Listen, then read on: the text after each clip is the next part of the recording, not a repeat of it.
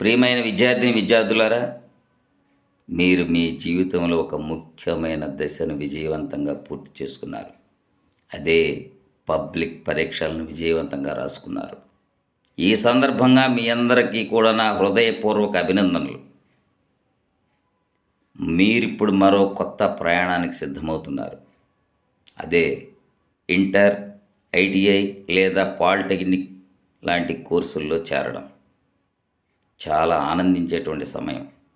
ఇలా ఆనందించేటువంటి సమయంలో మన తోటి విద్యార్థులు కొంతమంది చేసే పనులు సమాజంలోని వ్యక్తులకు, సమాజానికి నష్టాన్ని కలిగిస్తున్నాయి.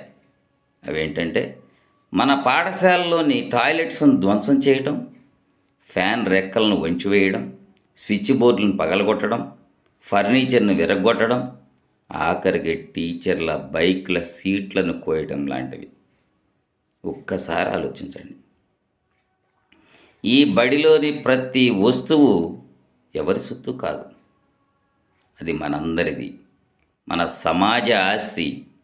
మన తర్వాత మన పాఠశాలలో చదువుకునే మన తమ్ముడు, చెల్లి, ప్రతి బిడ్డకి కూడా ఉపయోగపడాలి.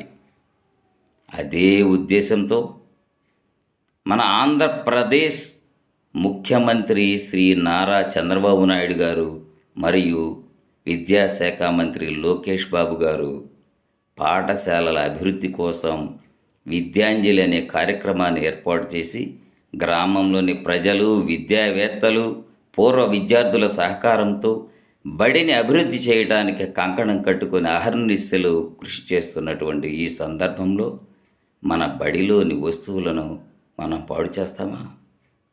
మన ఇంట్లోని ఫ్యాన్ రెక్కలను మనం విరగొడతామా? మన ఇంట్లో టాయిలెట్ను మనం ధ్వంసం చేస్తామా? మన ఇంట్లో స్విచ్ బోర్డులు మనం పగలగొడతామా? మన తండ్రి యొక్క బైక్ సీట్ను మనం కోస్తామా? అలా చెయ్యం.